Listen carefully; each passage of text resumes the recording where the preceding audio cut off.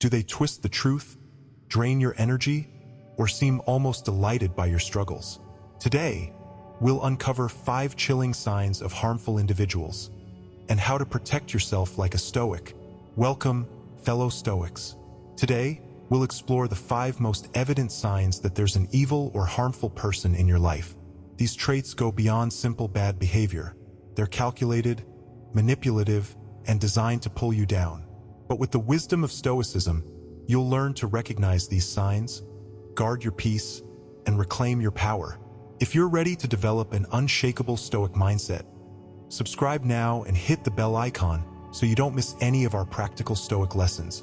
The first sign is constant manipulation. Manipulators are masters at distorting reality, twisting your perceptions, and eroding your sense of confidence.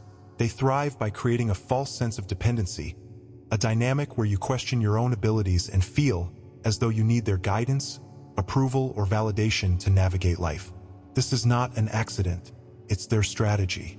Manipulation is their way of exerting control, and the more you doubt yourself, the stronger their hold becomes. But Marcus Aurelius warned us against allowing external forces to invade our peace of mind, reminding us you have power over your mind, not outside events. Realize this, and you will find strength. Manipulators thrive when they infiltrate your thoughts, but as Stoics, we reclaim that power by seeing through their tactics and standing firm in our truth. Manipulation often begins subtly. It might be disguised as advice or concern, making it difficult to identify at first. Perhaps they question your decisions in a way that makes you feel inadequate. Are you sure that's the best idea? They ask, planting a seed of doubt. Or maybe they minimize your achievements, suggesting they're not as significant as you thought. Anyone could have done that, they might say, stripping away the pride you once felt. Over time, these small acts accumulate, and before you realize it, you're second-guessing yourself at every turn. This erosion of confidence is no accident. It's how manipulators maintain control. Imagine someone in your life who constantly challenges your decisions, not with constructive feedback, but with an undertone of doubt or superiority. You might think they're just trying to help, but deep down, their words leave you questioning yourself. This is the hallmark of manipulation. It's not always loud or confrontational. Often, it's quiet and insidious. They don't need to shout to make you feel small. They just need to whisper the right words at the right time. But as Epictetus teaches, it is not what happens to you, but how you respond to it that matters. Recognizing manipulation is the first step to breaking free from its grasp. Manipulators often use guilt as a weapon, making you feel responsible for their emotions or actions.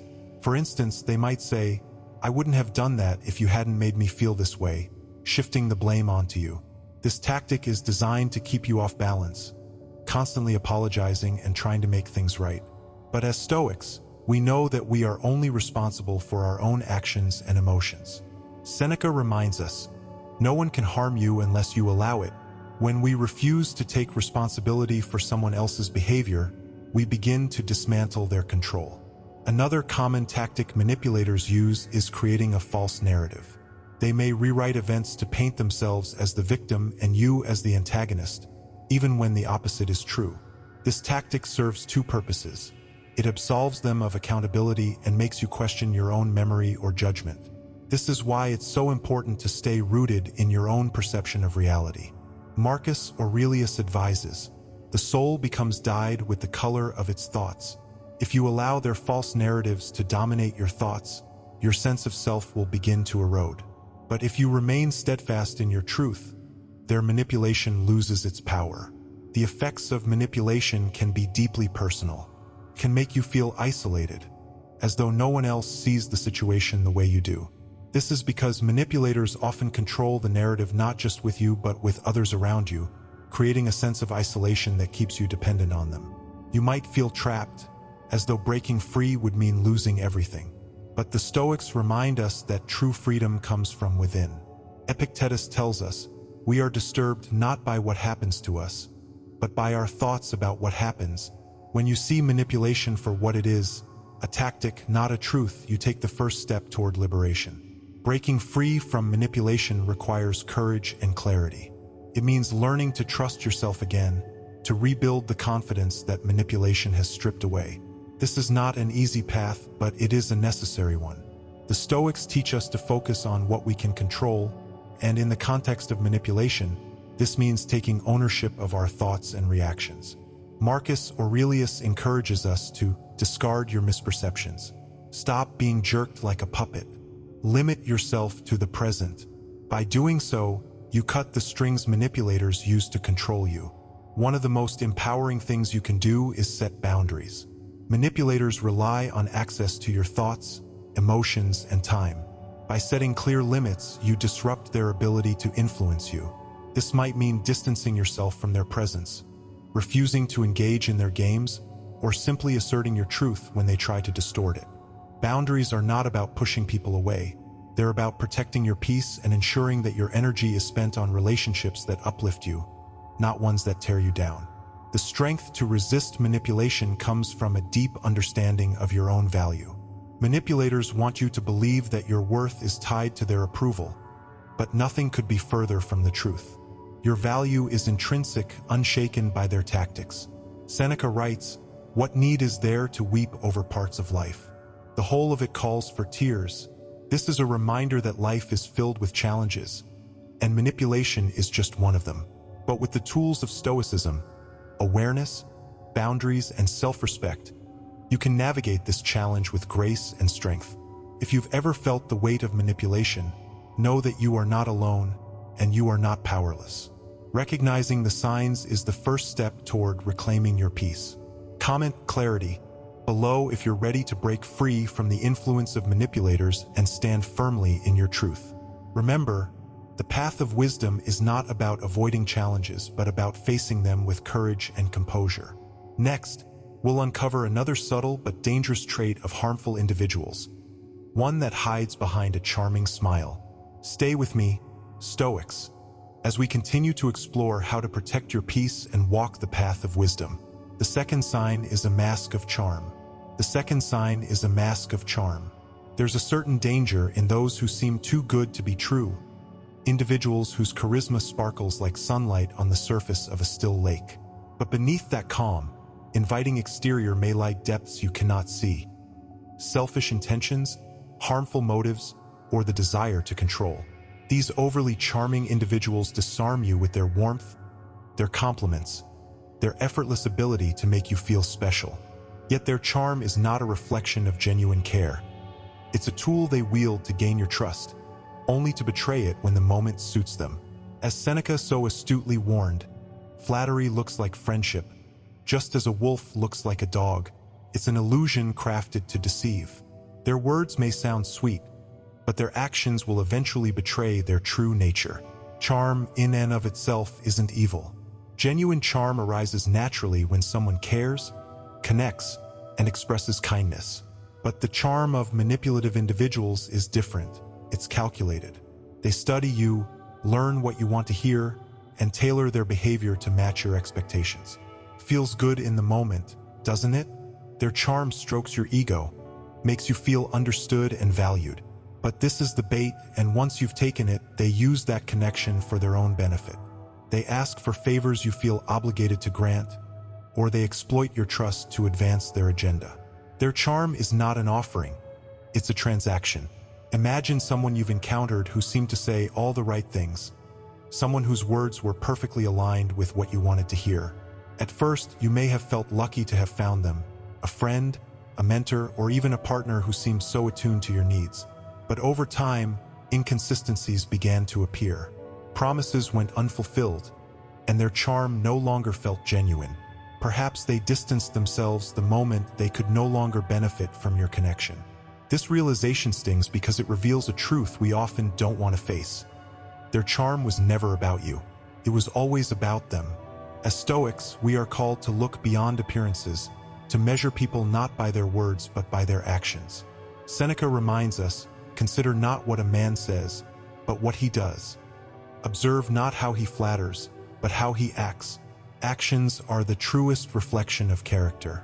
A genuinely good person will show you their integrity in moments of difficulty, while someone wearing a mask of charm will reveal their selfishness when the situation no longer serves them.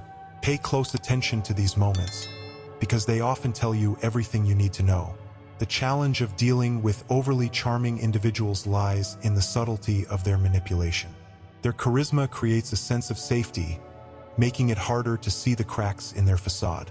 They might offer lavish praise, gift you their attention, or make promises that seem almost too generous. But these acts often come with unspoken conditions. For example, a colleague who compliments your every move may later use that rapport to offload their work onto you. A friend who showers you with support during a crisis might later guilt you into obligations you didn't agree to. The mask of charm can be difficult to remove, especially when you want to believe in the person behind it. To navigate these situations, the Stoics teach us to remain vigilant and grounded in reality. Marcus Aurelius advises, when someone acts presumptuously toward you, ask yourself, is it possible that there is no arrogance in their soul? In other words, question their intentions. Do their actions align with their words? Do they show consistency in their behavior? Or does their charm waver when they no longer stand to gain? Asking these questions allows us to separate genuine kindness from strategic manipulation. There's also a deeper Stoic lesson here about the nature of influence. Charm is powerful because it preys on our need for connection, validation, and approval. But as Epictetus teaches, if you wish to improve, be content to be thought foolish and stupid. The Stoic path requires that we let go of the need to please others or win their approval. When you free yourself from this need, the power of false charm diminishes. You see their words for what they are, empty, and their hold over you begins to fade. The consequences of falling for the mask of charm can be significant, can leave you feeling betrayed, used, or even questioning your own judgment. But there's a silver lining. Every encounter with manipulative charm is an opportunity to grow wiser and stronger. You learn to trust your instincts, to value actions over words, and to build relationships rooted in mutual respect rather than superficial attraction. This growth aligns with the Stoic commitment to self-improvement and resilience. On a practical level, protecting yourself from overly charming individuals means practicing discernment. Take your time when building trust. Observe their behavior over an extended period. Do they show consistency, integrity, and a willingness to give without expecting something in return? Or do their actions reveal a pattern of self-interest and opportunism? Remember, as Stoics, our goal is not to judge harshly but to protect our peace and preserve our energy. By being mindful of charm's deceptive potential, we safeguard our well-being and cultivate deeper, more authentic connections. Think of charm as a reflection on water. It looks beautiful at first glance, but when disturbed, the surface ripples, revealing the truth beneath. Your task as a Stoic is to see through the ripples, to recognize the reality that lies beyond the facade. And when you do, you reclaim your power. You are no longer dazzled by words or distracted by appearances. You walk the path of wisdom, guided by your values and your ability to discern truth from illusion. If you've ever encountered someone whose charm felt too good to be true, comment truth below. Remember, the Stoic way is to judge by actions, not appearances. We've uncovered 2 clear signs of harmful individuals, but the next 3 are even more revealing and more dangerous. These traits don't just harm you emotionally, they can undermine your peace entirely. If you're finding value in these lessons, show your support by clicking the thanks button below. Let's spread Stoic wisdom together and help more people recognize these traits. The third sign is a lack of empathy. These individuals seem utterly indifferent to the feelings, struggles, and humanity of those around them. They move through life focused solely on their own needs, disregarding how their actions impact others. Worse, they may even take pleasure in your misfortunes, twisting the knife with cold indifference or veiled delight. Their lack of empathy creates a chilling emptiness, one that erodes trust, connection, and the emotional foundation of any relationship. Empathy, which should be the glue that binds us together, is absent, leaving only distance and harm in its wake. The Stoics understood the importance of connection and compassion in human life.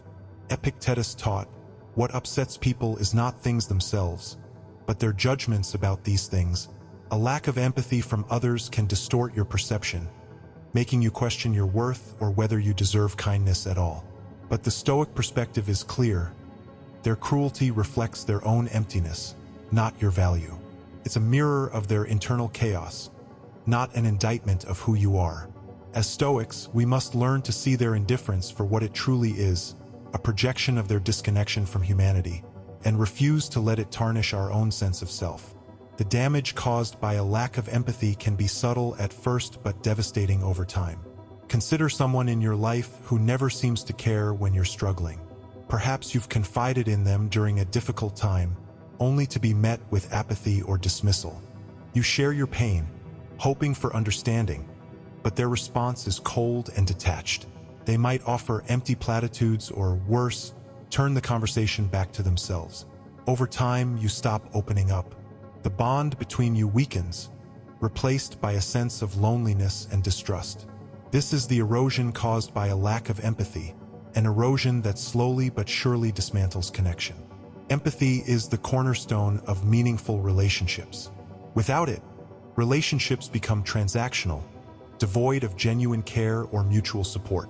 Those who lack empathy cannot see beyond their own perspective. They treat others as tools to be used, obstacles to be overcome, or sources of validation to be exploited. Marcus Aurelius reminds us, we were born for cooperation. Like feet, like hands, like eyelids, the absence of empathy disrupts this natural order, creating division where there should be unity. It's a betrayal not only of the relationship but of our shared humanity. One of the most painful aspects of dealing with someone who lacks empathy is their ability to make you doubt yourself. Their indifference can leave you feeling invisible, as if your emotions don't matter.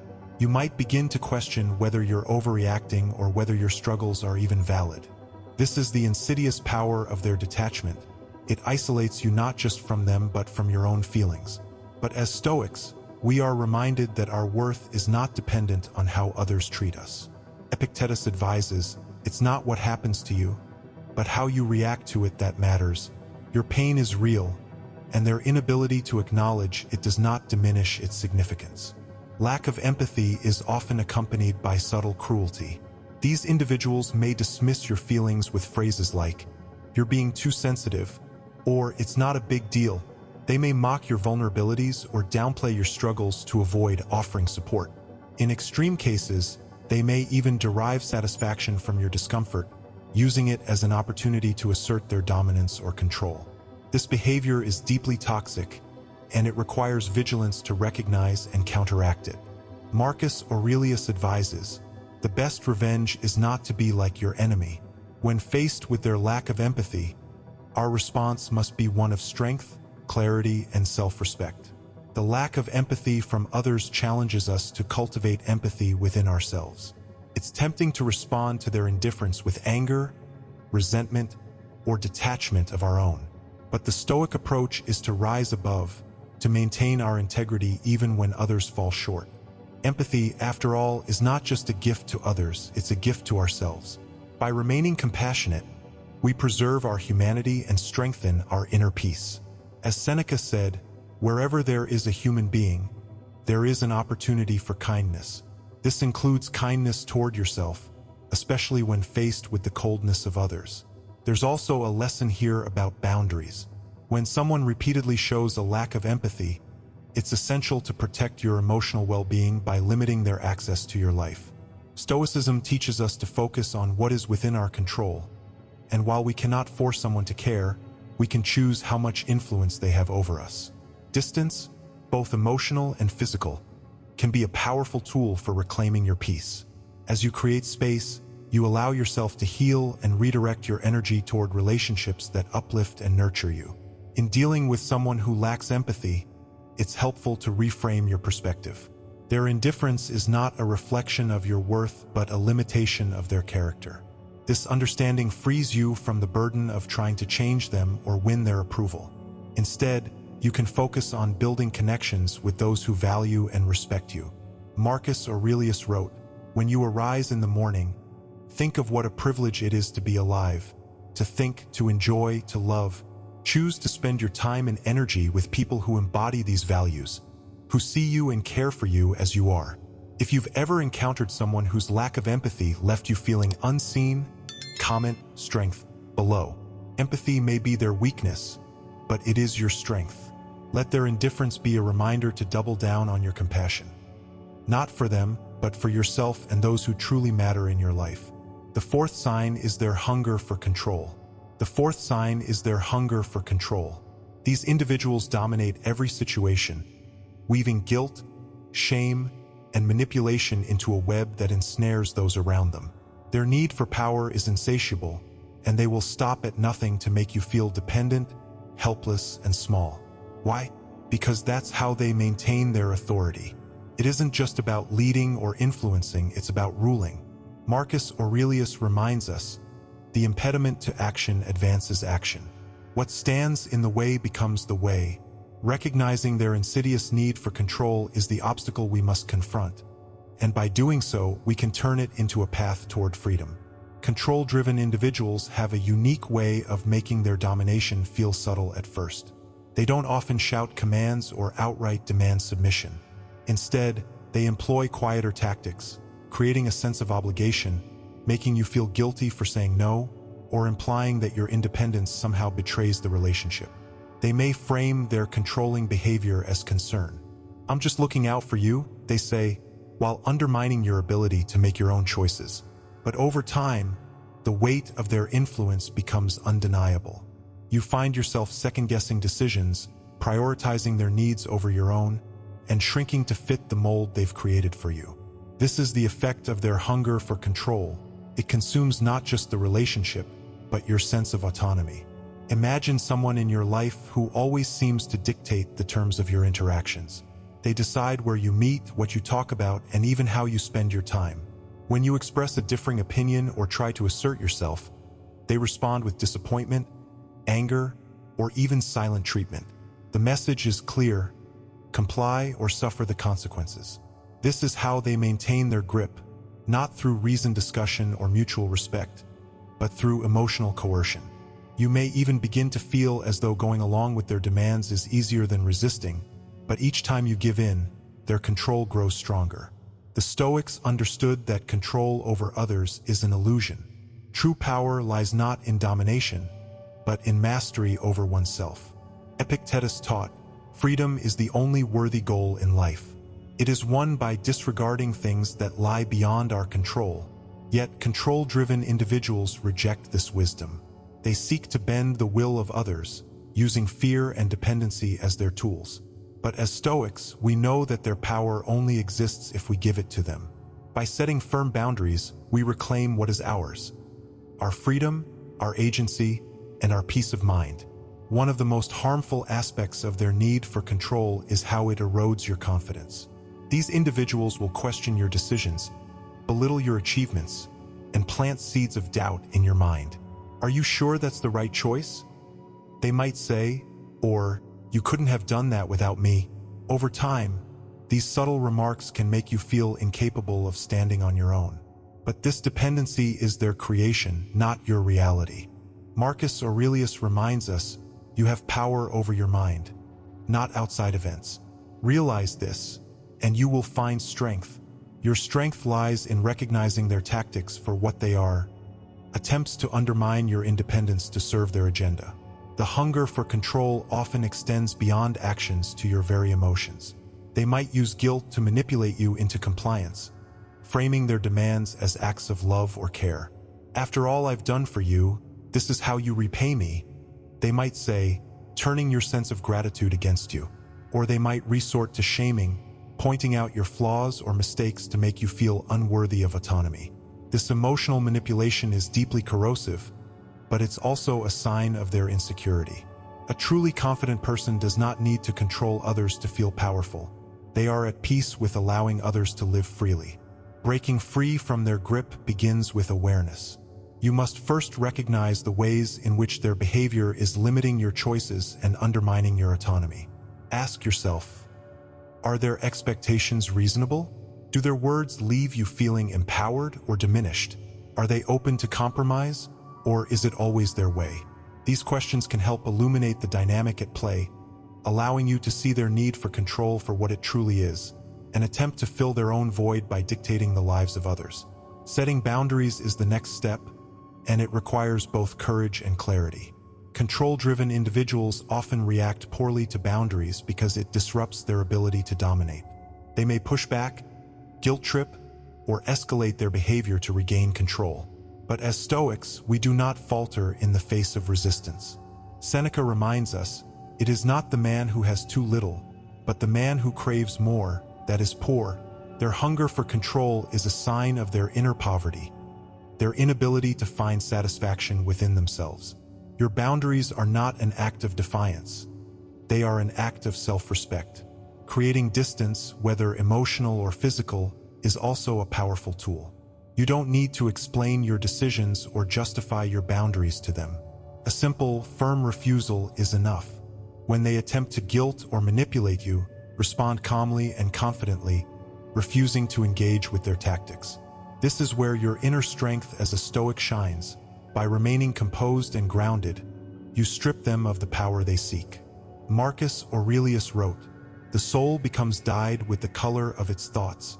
By focusing on your values and maintaining your peace, you ensure that their negativity does not stain your mind. Ultimately, their hunger for control is not about you, it's about them. Their need to dominate arises from their own insecurities, fears, and inability to confront their inner turmoil. Recognizing this allows you to detach emotionally from their behavior. You are not responsible for their need for control, nor are you obligated to feed it. By reclaiming your autonomy, you free yourself from their influence and pave the way for healthier, more balanced relationships. If you've ever felt someone's grip tightening around your autonomy, comment boundaries below. Freedom begins with knowing where your lines are. As we continue this journey, we'll uncover the final sign of harmful individuals: a refusal to take accountability. This trait, perhaps more than any other, reveals their true character. The final sign is the most revealing and perhaps the hardest to accept. It's not just about what they do, it's about what they refuse to do. Stay with me, Stoics, because understanding this final trait will help you protect your peace once and for all. The final sign is the unrepentant heart. The final sign is the unrepentant heart, those who refuse to take accountability for their actions, no matter how much harm they cause.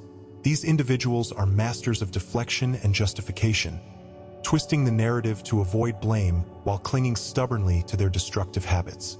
They silence any pangs of guilt by burying it under layers of denial, leaving no room for growth, self-reflection, or change.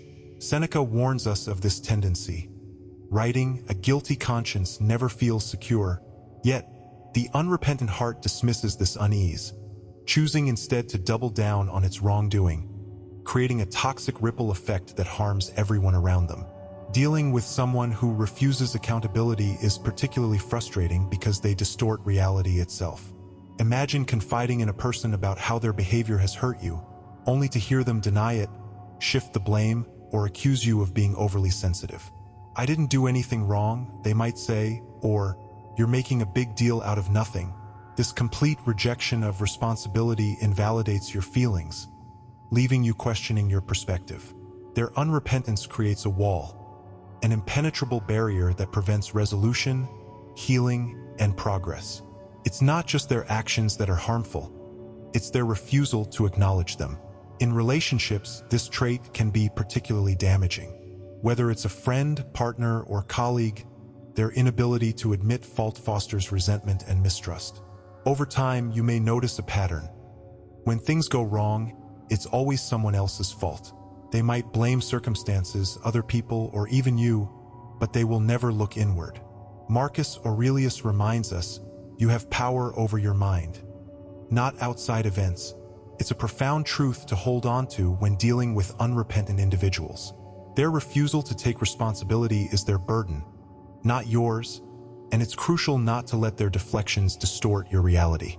The unrepentant heart thrives on denial, not because it lacks awareness, but because it fears vulnerability. Admitting fault requires courage. It means confronting imperfections and accepting the possibility of growth. For harmful individuals, this level of self-awareness is too threatening. They equate accountability with weakness, not realizing that the opposite is true. Epictetus teaches, "He who is ashamed of his mistakes makes them his master. He who admits them makes them his servant." The unrepentant heart rejects this wisdom, and in doing so, chains itself to the very flaws it refuses to acknowledge. But what's the best way to deal with someone who will never admit they're wrong? How can Stoicism guide you to maintain your dignity while refusing to be drawn into their web? We'll reflect on this in another video linked in the description below. Don't miss it. Fellow Stoics, harmful people may try to invade your life, but with awareness and wisdom, you can protect your peace and rise above their negativity. By recognizing these 5 signs: manipulation, charm, lack of empathy, hunger for control, and an unrepentant heart, you take the first step toward freedom. If this video resonated with you, like, share, and subscribe for more Stoic insights. Comment strength below to affirm your commitment to guarding your energy and walking the path of wisdom. Together, let's cultivate the discipline and clarity to face life's challenges with unshakable confidence. See you next time.